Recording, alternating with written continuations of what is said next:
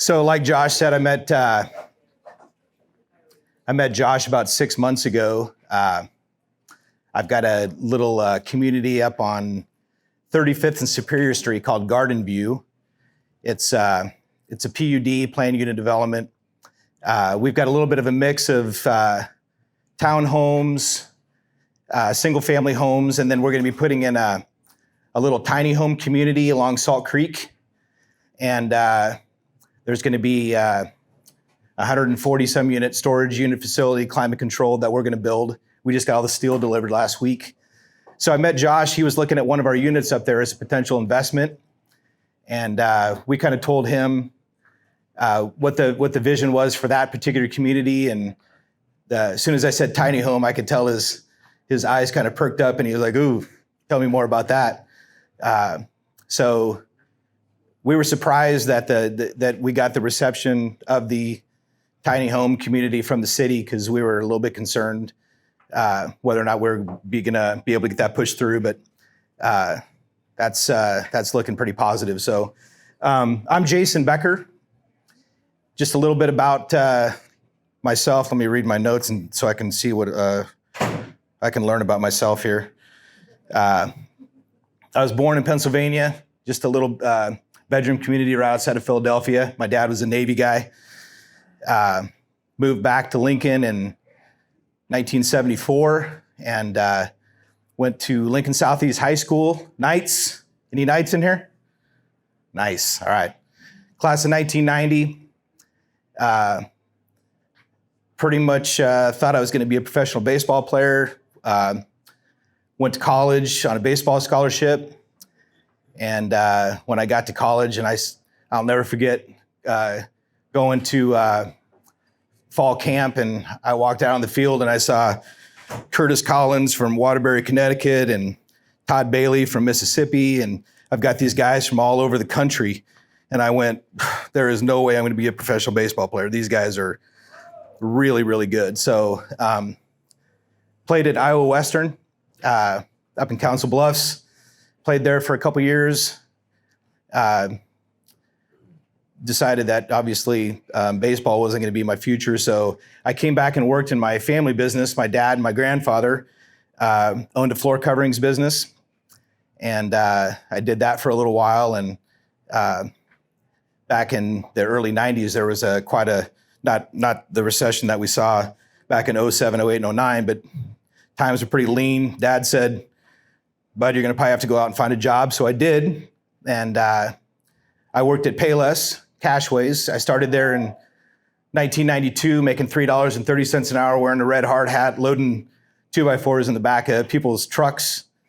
Got promoted at Payless, and I got promoted inside. Worked in the commercial counter. Basically, I had remodelers, new construction, builders, property managers would come in throughout the day and buy stuff, and I would check them out. And I can't tell you how many people I met doing that job, working inside. I see Mark back there. He can relate to what that job was.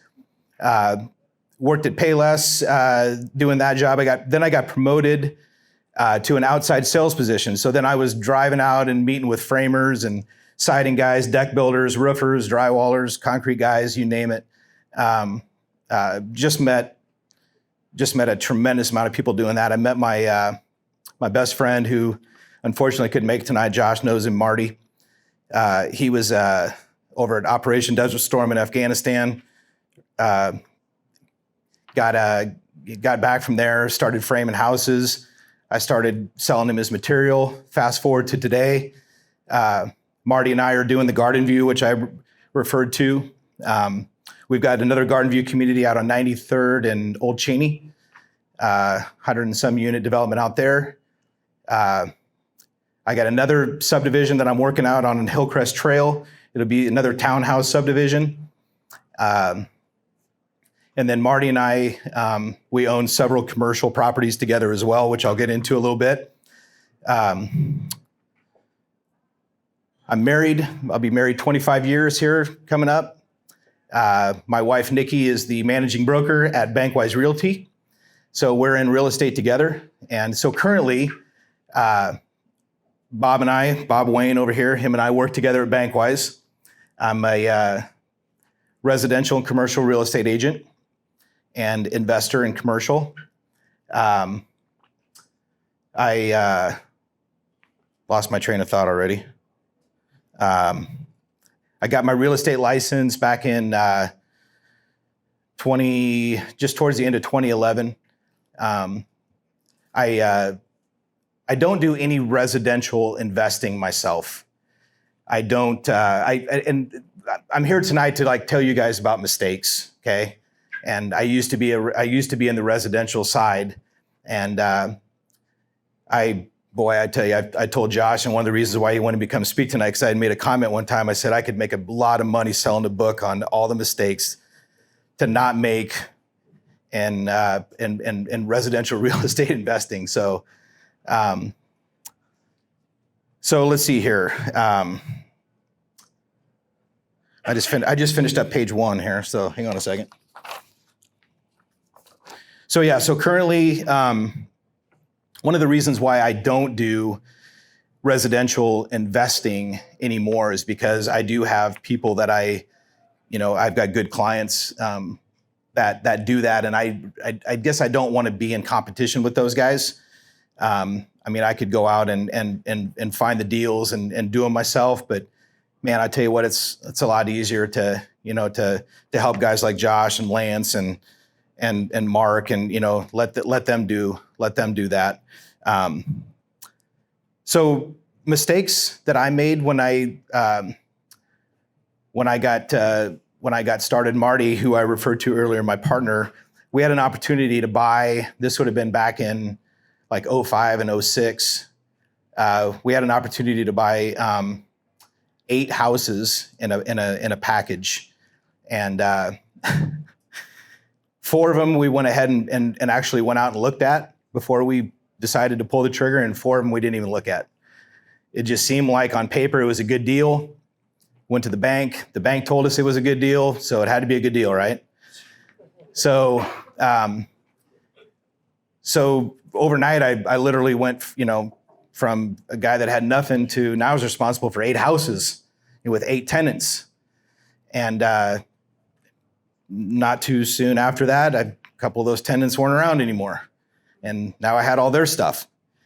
And then we went ahead and added a couple of townhomes that we built. So it wasn't very long that I went from 0 to now I have 10 properties that I'm responsible for. Plus I have a job. And at that time I was working at 84 Lumber.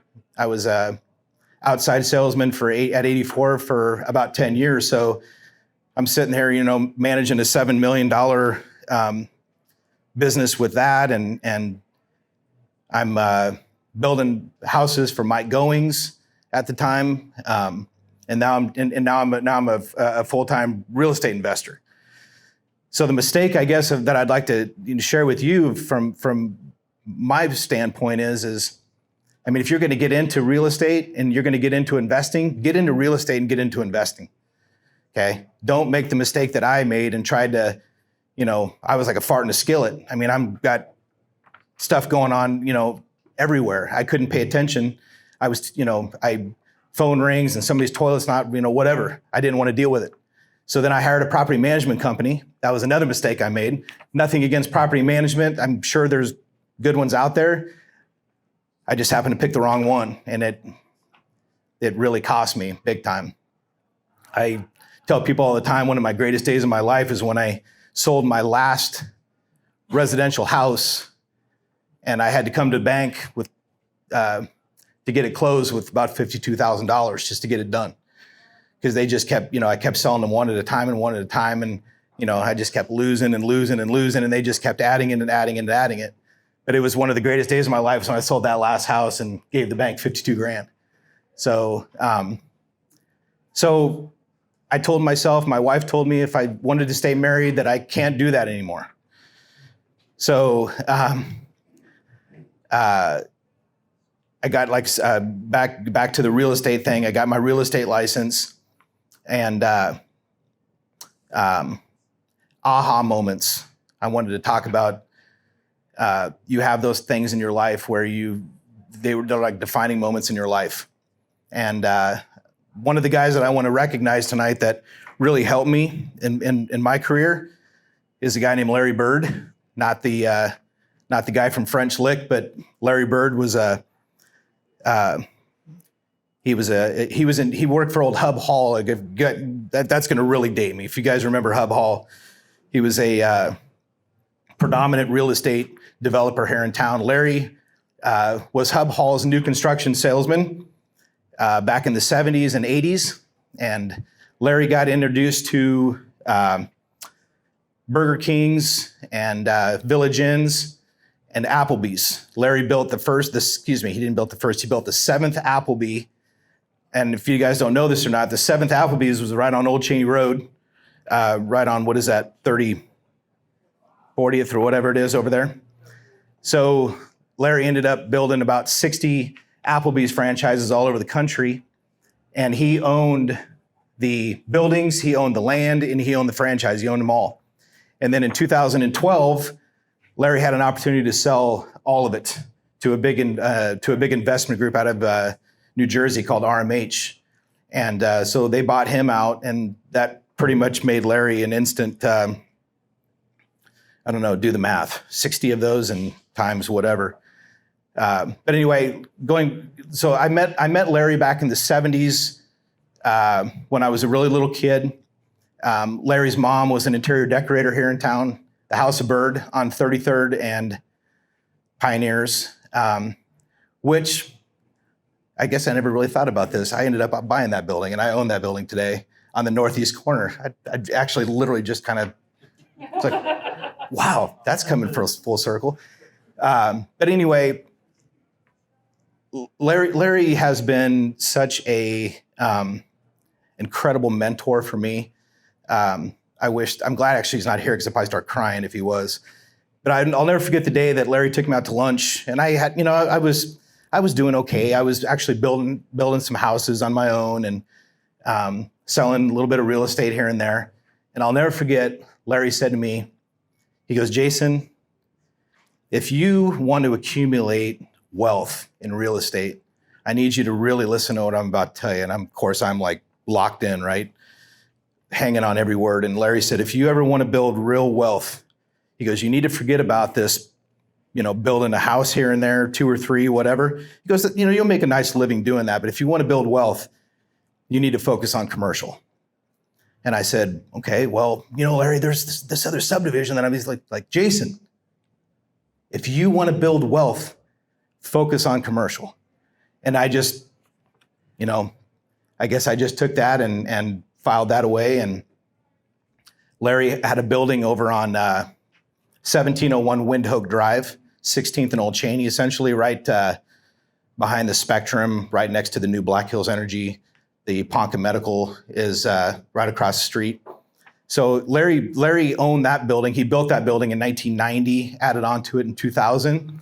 It's about 18,000 square foot executive office building. And then he added a 74-unit storage unit facility behind it, a 3,200 square foot climate controlled warehouse. And then there's also a cell phone tower that sits back in the corner there. Anyway, his company, Concord Hospitality, where he ran all of his restaurants, so his HR people there, his whole entire staff worked out of that big building. So when he sold his company in 2012, that building sat empty for a long, but Larry didn't care because he had just sold. Once again, do the math. He could have a building like that sit empty, and he didn't even bother him. So he asked me to try to sell that property for him, the whole thing. And I had it listed for about a year. And I got the courage one day to go up to Larry and say, Larry, you remember that time you took me out to lunch and you told me that I needed to focus on commercial? He's like, yeah, I remember that. I said, what are the chances that you would help me buy this from you? And he's like, you would want to do that? And I'm like, yeah, why not? You told me to focus on commercial, right?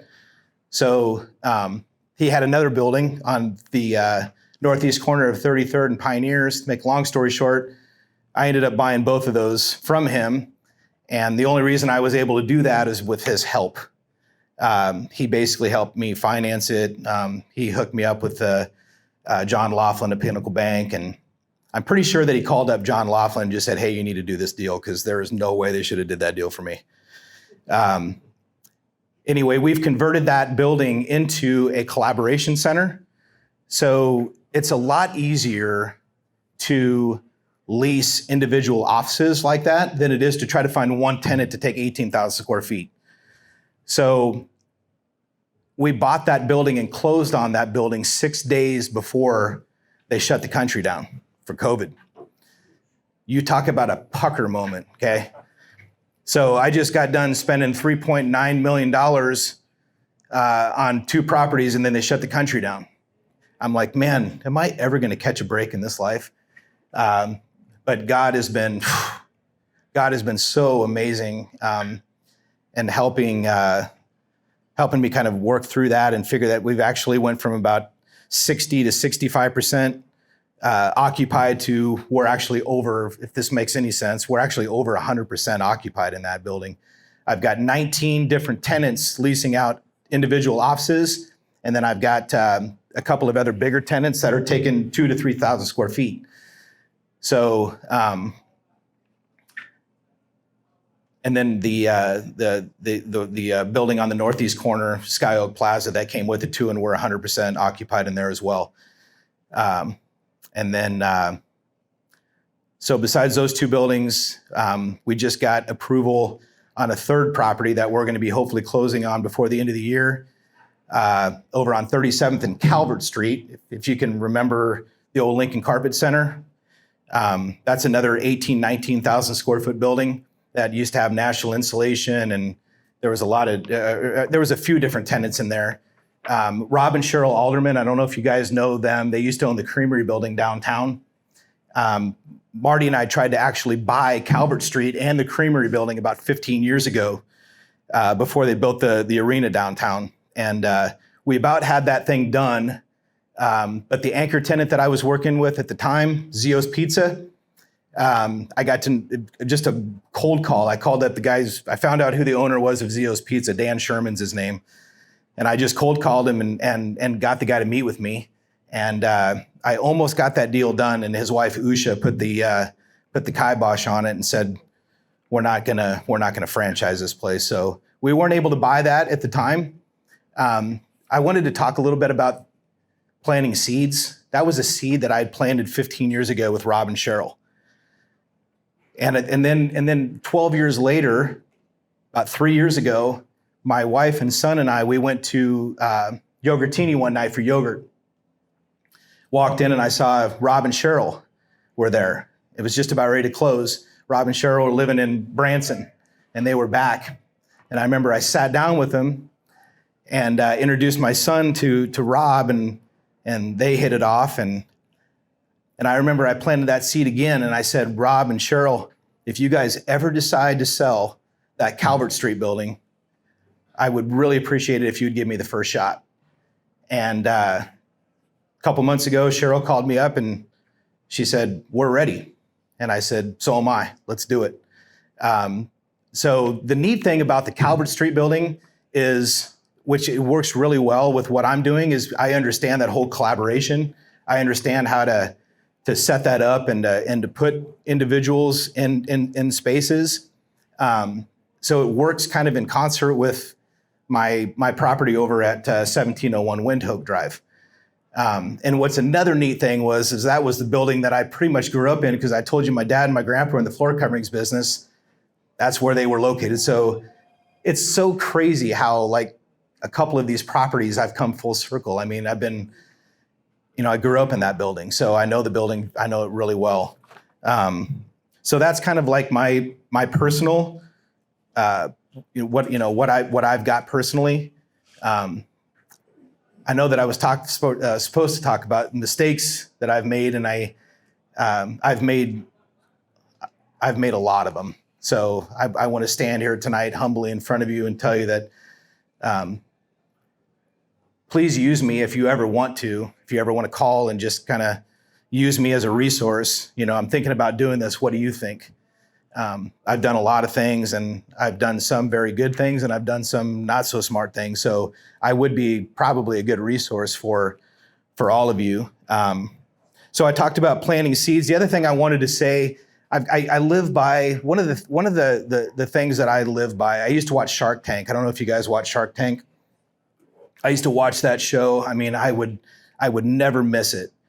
I think Mark Cuban is, there's some things I don't agree with Mark. I don't agree with a lot of his politics, but I do think that Mark Cuban is an incredibly wise business guy. And I remember one night I was sitting there watching Shark Tank, and I heard Mark Cuban say something that has absolutely stuck with me, and I'll never forget it. I have it written on my wall in my office, and it says 60% of the watermelon is better than 100% of the grape. Okay, 60% of the watermelon is better than 100% of the grape. And when he said that, I mean, it was just another aha moment in my life. I went, that totally makes sense to me. I don't need to own 100% of anything. I want to own a little bit of a lot of different things.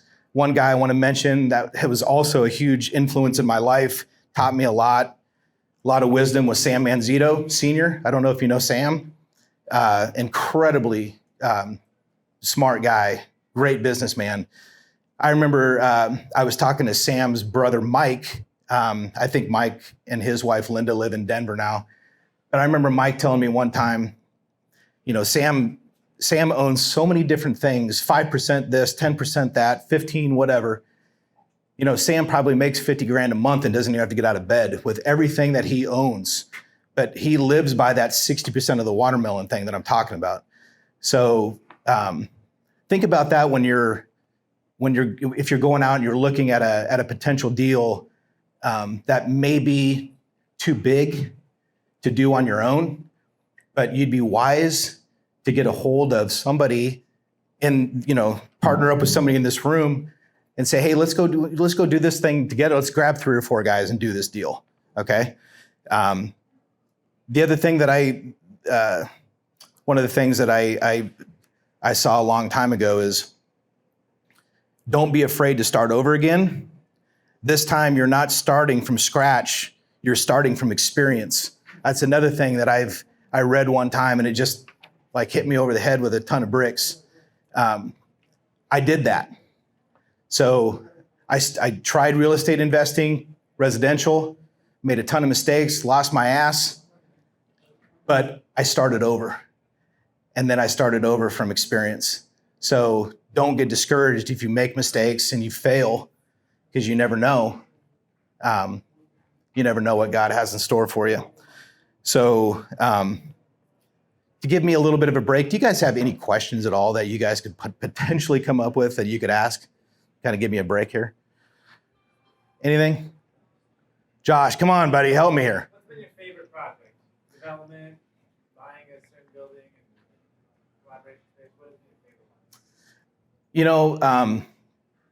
That's actually a good question. My favorite project was the Windhoek project for sure, just because it was really trying to put a puzzle together, and it taught me the marketing side. It's really super cool to see guys like Lance is a tenant in my building now. We built him an office, and I've met Landon Rhodes. I don't know if you guys know Landon. He's with Grindstone Media. He's become a really good friend. I've met a lot of really great people getting that whole project started, getting it filled up, and the building's beautiful. I mean, if you guys ever want to come over to Access Point Collaboration Center sometime and take a tour of the building, would love to have you come over, and I could show you around. I could. The storage unit thing, I used to hear people all the time say, oh, storage units. I never really understood that. Well, I understand what they're talking about. That's a great business. Okay, that is, I've got 74 storage units. I think I've got 3 empties right now. That is just, that's a business that's that's just a residual, it seems like. I mean, it's, we have everybody set up on automatic payments. every once in a while we'll get a credit card that expires or, gets declined, and we got to track that down. But it's a really, really, really good business. And I'm super excited about our North project coming up. So. What's your portfolio look like right now? I'm sorry? What's your portfolio look like right now? My portfolio?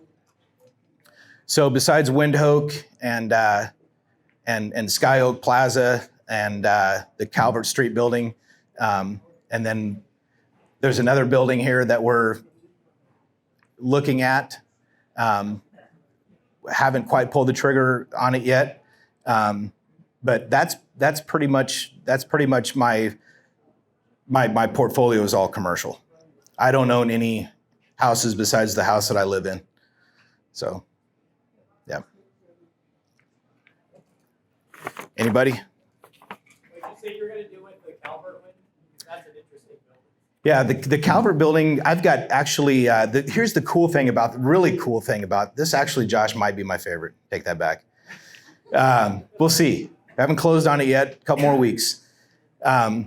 The cool thing about the Calvert Street building is there are 41 paying tenants inside that 18,000 square foot building. I am going to become an owner of a hair salon, okay?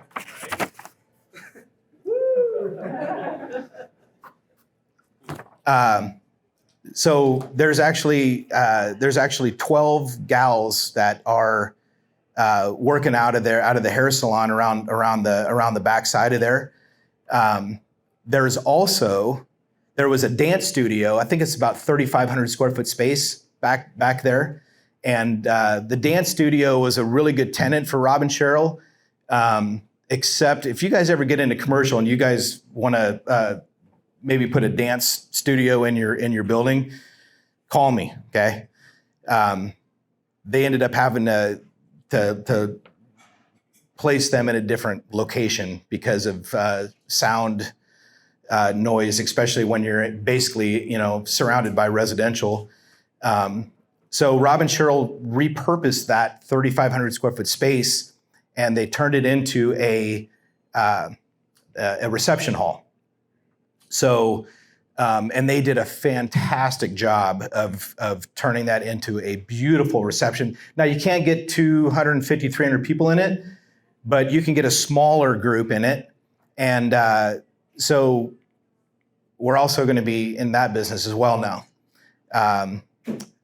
Hopefully, Marty's wife, Michelle, is going to probably take that over for us, and she's going to manage that and run that. It's got a great website already built.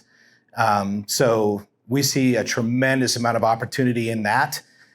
People that want to have office parties, Christmas parties, holiday parties, you name it. There's people that rent out rooms to have their Thanksgiving parties. I mean, it's really kind of, you're limited to your imagination about what you can do with something like that besides weddings, which we all know that wedding reception halls are very, very, very difficult to, you're probably looking at least a year out, but you better start looking or you're not going to get a space. So, but that's a really, really, really neat property. It's a beautiful property. They've done a great job of maintaining it and adding to it. And there's literally, the other nice thing that I personally like to get into things that I don't have to do anything to. I don't have to go in and basically in anything that I've ever bought, I really haven't had to do much except basically enhance what's already there. So yeah, that Calvert is going to be, I'm super, super fired up about that. Yeah. Could you tell that I was nervous? Anybody? Yeah, so Marty Fortney and I are partners on everything that we do. So the storage unit facilities, the commercial, everything. Yep, please. I was asking, what's the biggest difference between commercial and residential? Great question. Yes. The question was, what's the difference? What's the difference between owning commercial properties versus residential properties? So I'm telling you from my experience, and really, the properties that I owned residential were not good. They were, oh my gosh, I'm starting to have flashbacks. They really needed a lot of attention. Furnaces going out, water heaters going out, toilets. I mean, it was just, you name it. And I was just constantly getting flooded with phone calls. It just seemed like they were just money pits. Where in commercial, the other thing I really like about commercial, Monday through Friday, 8 to 5. Okay, I don't get any phone calls after 5 o'clock on any of my commercial properties. I used to get them on weekends. I'd get them on, it's just, there's just not a lot of maintenance to them. At least that's been my experience. And, they usually typically come with a higher price tag, but they sure come with a higher return. And that's been my experience with that. So just a lot less time and a lot less headache. So, yeah. No one sleep there. Say again? Commercial company, no one sleep there. No one's sleeping there that I know of. Yeah. Right. Yeah. Yeah. Yeah. Yes, please. So you said, when you were in the residential, you had a management company. They weren't so great. Yep. And you said, you needed to kind of focus on do something, focus on real estate, focus on. As you've gotten into the commercial, you've obviously picked up a lot of different businesses in the process. Yep. How do you manage that and also keep the obvious desire to diversify at bay, I guess? Yeah. So another great question, and I do. The mistake that I made when I was in residential is I hired a property management company. I will do everything that I possibly. Actually, I'm getting ready since we're going to be acquisitioning the Calvert Street property. I'm actually going to start a property management business myself. So I currently manage everything myself now. I don't. One really, really, really helpful thing that we have is I'm really good with people. I'm a people person. I'm a people pleaser sometimes to a fault. But my partner, Marty, he is a builder. And, if I have something that goes wrong, he can typically fix it himself and we don't have to call somebody to fix it. So we work well in that aspect. But we're probably not being very wise by not creating another entity, a property management company, and we are going to do that in 2022. Now that I've got so many different tenants and so many different units and multi buildings, I mean, we should be doing that. But I will do everything I possibly can in my life to never get to the point where I have to hire a property management company, because I was not a control freak when I owned the residential properties. Actually, I didn't want to be bothered with it because it was so bad, that the properties were so bad that I was trying to pretend that they didn't even exist. But this commercial stuff is, it's I love it personally, and these are my babies, and I want to know what's going on. I want to know if a light I want to know everything. So I've got to be in control. And the only way that I can be in control is by being the manager. So I don't know if that kind of answers the question a little bit. Yes, Yep. Yes, sir. With you having so many properties, do you strictly deal with triple net leases or? Yeah. So the only way that I've been able to figure out how to do this correctly on the collaboration type of thing is to do gross leases. So for instance, the Windhoek property and the Calvert will be all gross, because you've got so many different, and then of course you've only got so many, the electrical meters and that type of stuff. The Sky Oak Plaza is a triple net, but everything else, Windhoek and Calvert is all gross. So we factor in utilities, water, internet, janitorial services. It's all factored into the whatever. If somebody's got a 14 by 14 office, it's all factored in. Yep. Can you explain the two different gross versus triple net? Yeah. So basically, triple net is, you've got your price per square foot for the whatever it is. So if you got a 2,000 square foot space, you've got, let's say, $10 a square foot, and then you'll have another price, which will be your nets, which is your common area maintenance and your utilities and all that kind of stuff. So they'll have a price for that, and then they'll have a price for their nets, and you add those together, and that's what they pay. Where with the gross, there's just one price. There's one, and typically with the gross lease, especially with the properties that I have, you have to kind of forget about what the price per square foot is because, let's for instance, Lance's office is what, 14 by 18, something like that. Lance is getting, he's got signage, he's got mail, he's got janitorial, he's got utilities, he's got conference room access. I mean, he's got everything. So, it may seem like he's paying a lot per square foot, 25, 30 bucks a square foot, but his office is only 14 by 18. And what are you paying? 600 bucks somewhere in there for that? Yeah, 575. The internet's 100. So you know what I mean? So it's different. Yep. And you have to explain that to people when you tell them. They say, well, my office is only, this, and you're charging me this. And I was like, well, yeah, but you got to factor in all these other things. So, and then once you explain that to them, they typically will always understand. So, yeah. Yes, ma'am. Can you go into some detail about the process for the development, like buying land or working with the city? Yep, good question. So I haven't even really talked too much about that. So I do a fair amount of residential land development. Another aha moment was I was working at a different real estate brokerage several years ago, and I was really wanting to kind of expand my new construction. At that time, and this was probably 6 or 7 years ago, I was probably 90% of my business was you calling me up and saying, I want to sell my house. Or you called me up and said, I want to go purchase a house. So I was just basically working, one at a time. I really wanted to get more focused on new construction because that's kind of what my background was. And I felt like I could maybe create a niche if I did that. And the other thing that I wanted to create was, I only know so many people. So I'm only going to be able to list so many houses, and I only know so many people. So I'm only going to help a certain amount of people buy. So I had this idea in my mind, if I can get hooked up with a developer and get lined up with a couple of different builders, and I can show value to those builders by bringing them lots to be able to build homes on, I'm building my own listings.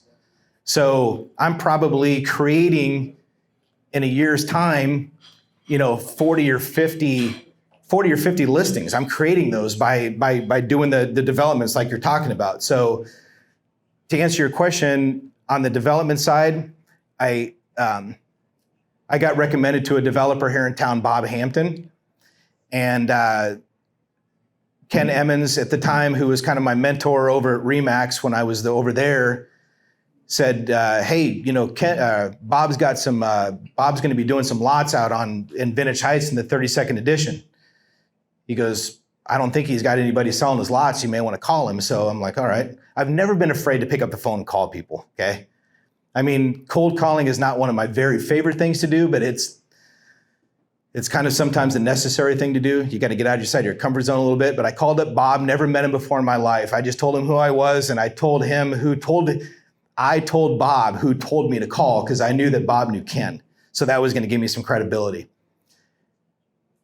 Bob agreed to meet with me, and I'm really, really good at making connections with people. I knew who Bob's dad was, Joe Hampton. I knew that my grandfather on my mother's side was an electrician here in town. I knew that my grandfather used to do Joe Hampton's work. I asked Bob, I said, by chance, do you know so-and-so, my grandpa? How do you know that guy? Well, he's my grandfather. Instant credibility, okay? Absolutely, I was like a son to him immediately. So I consider Bob one of my very, very, very close friends.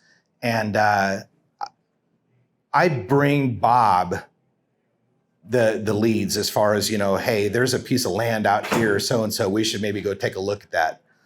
I haven't really quite gotten into the actual hard, getting my hands dirty as far as, doing the development side. And anymore, Olson's is our engineering firm that we work with. And Brad Marshall that works for Olson's, they're pretty much doing all the work now. The developer's not doing it. They're charging them a fee to do it all. So it's easier in that aspect because of what they're willing to do and the But I don't really like working with the city. I don't. I just don't have the patience for it. So I've been involved with, in front of the planning commission and city council and pitching our case and all that kind of stuff. But I've actually had people say that, I've actually had a couple of people ask if I'd be interested in running for city council. I'm like, there is no way. I'll use too many curse words. So, that probably didn't answer what you were asking, but my developers that I work with, Marty, my partner, he pretty much runs that part of it, anyway, with our company and stuff like that. So he's got the knowledge to do that.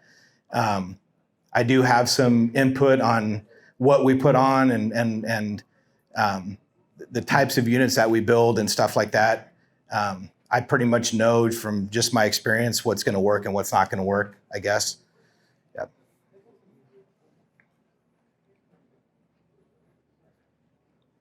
How am I doing, Josh?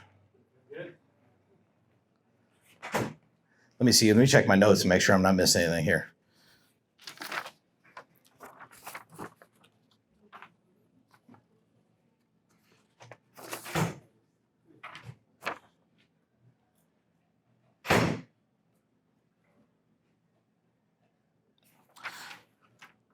I think I pretty much said everything. Yes. I really like that Calvin property. I didn't know anything about it. Can you expand on that? What's your plan with that thing?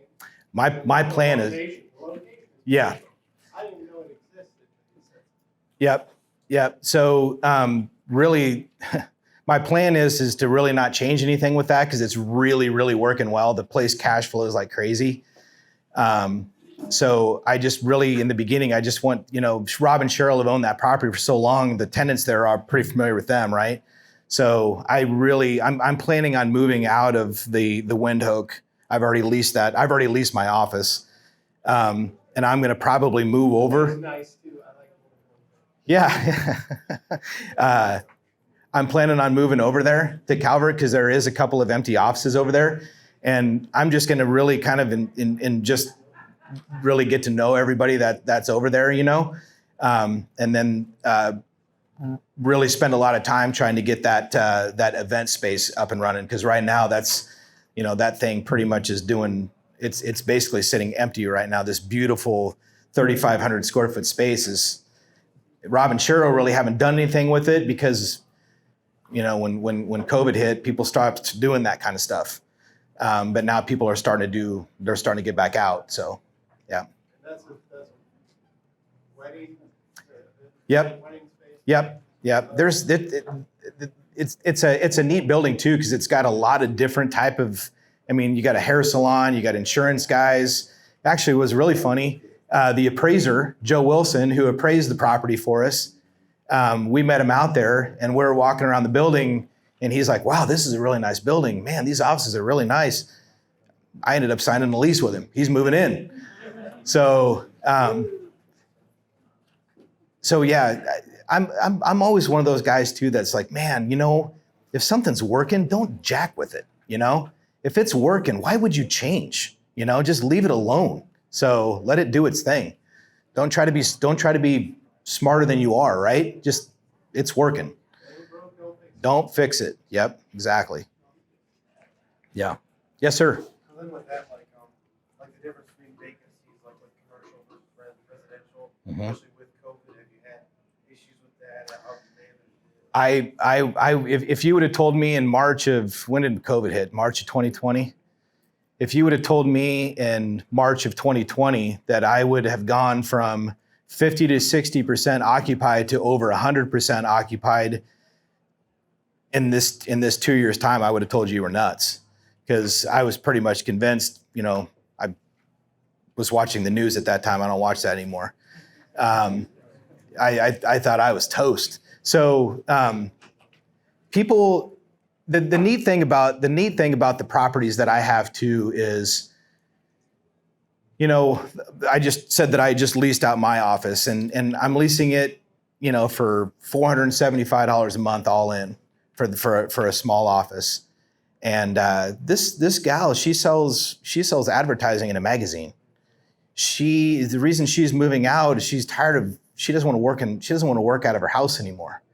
She can't afford $1,000 a month, but she can afford, $400 to $500. She can do that. She can swing that.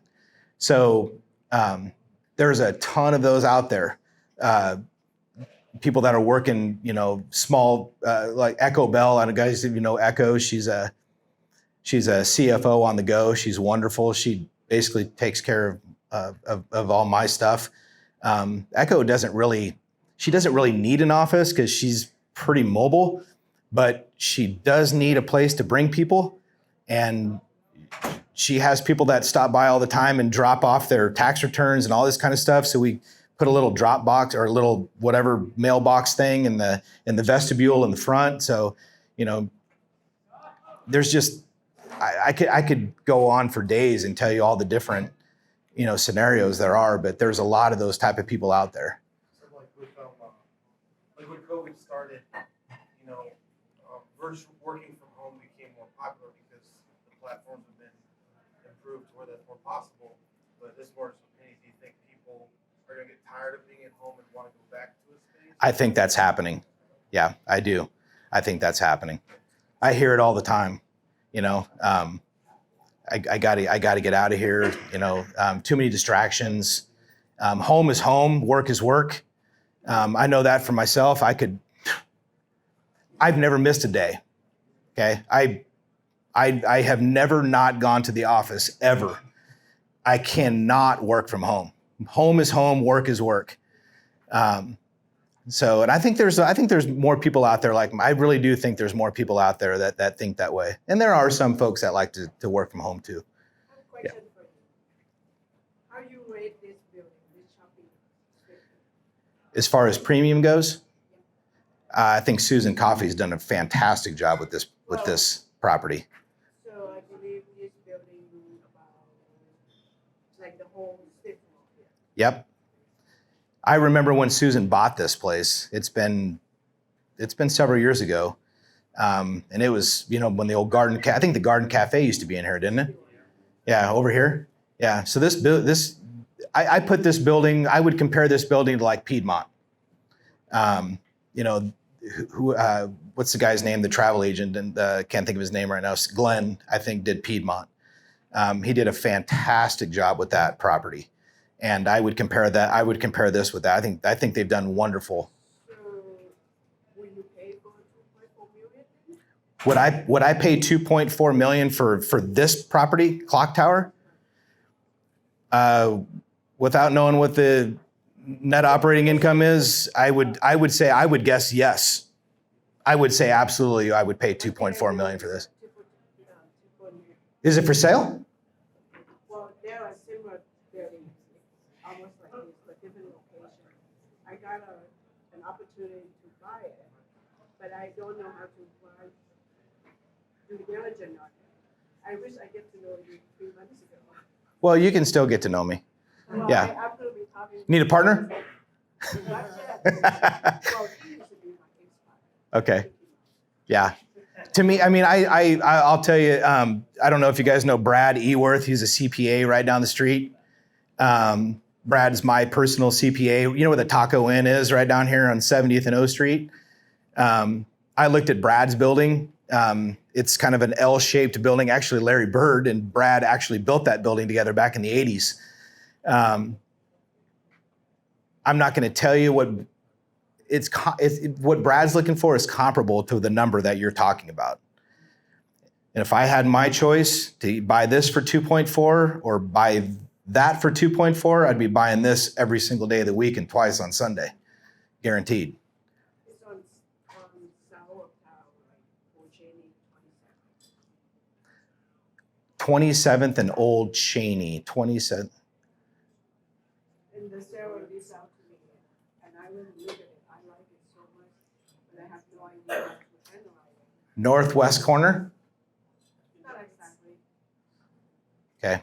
Well, there's only so many buildings only so many corners there. So I know they're putting a brain surgery type of place on that one. And then, yeah, so I think I know which building you're talking about. Yeah. I can go on my phone to get information so I can talk to you afterwards. Yep. You had a question? What would be your first step to tell somebody that wanted to go towards commercial from residential? If you wanted to refocus your efforts on commercial versus residential, I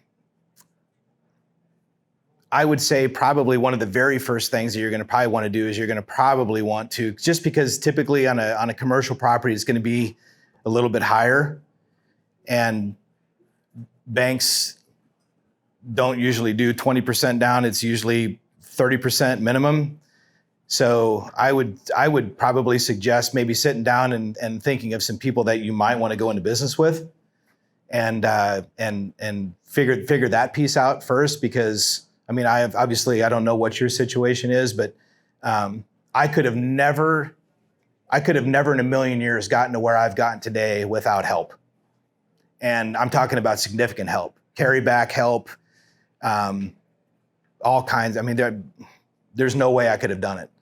So that's probably, if I could give you any advice, I would say reach out to a couple of people that you might want to go into business with, and that would be the very first thing. And then the other thing that I would tell you is there's not as many commercial agents as there are residential, but I would really, really, really get to know a good commercial agent, and I could give you some recommendations on that. I promise you one of them will not be me, but I would reach out to a commercial agent and then decide what you want too. You know, there's so many different things that you can, you know, I have kind of an idea of what I want, but you're going to probably want something different. So figure that piece out. What am I looking for? Be very specific on what you want. Get a good commercial agent, get some people to back you. Plant seeds. I know I wanted to talk about that more. Man, you may not think that, I mean, I may be in here planting a seed tonight. I don't even know. But I have, I could never be where I'm at today without the seeds that I planted 15, 20 years ago. Actually, further than that. So the connections that I've made over the years has kind of saved me. So, yeah. Yes, sir. When you raise money for a commercial deal, is it similar to syndication for like multifamily? I didn't hear you. What? When you raise money for a commercial deal, is it similar to like raising money for like a syndication for a large multifamily? Is it the same? Yeah, same thing. Same thing. Yeah, exactly the same thing. Raising money for commercial properties versus large multifamily, it's the same thing. And I really consider large multifamily commercial. Right. Same thing. Anything over 4, right, is considered commercial. So, yeah. Yes, sir. Could you talk about financing your first commercial property? So, so I mentioned John Laughlin with Pinnacle Bank, and he was actually we knew that was Larry's banker. We did meet with a couple of other commercial lenders and stuff like that, but once again, I don't think we would have gotten that deal done if it wasn't for the relationship that Larry Bird had with John Laughlin. And then I would also encourage everybody to, if you go out and look for a commercial property, look at that carryback option for the seller. So a lot of times that carryback can be beneficial to them, especially when it comes to their tax burden and stuff like that when they sell. So, I mean, that's usually one of the very first things that I ask a potential seller when they're selling a commercial property is, are you open to a carryback? And usually, from my experience, most of the time it's been, yeah, I'm open to talking about that. Banks don't give carryback money. They used to kind of consider that part of the down payment. Not really the down payment, but the money that you have to put in. anymore. The banks don't look at it that way, but it will affect. I guess in a roundabout way, it will affect how much you have to put in. So basically, you know what a carryback is that the seller's financing a portion of it. Essentially, it's going to be a totally separate agreement from what you got with the bank. So, yeah. What do you think? Hopefully that was somewhat beneficial. Hopefully you learned something, maybe. Lance, what do you think? Did I do good? Thank you, Jayson. All right.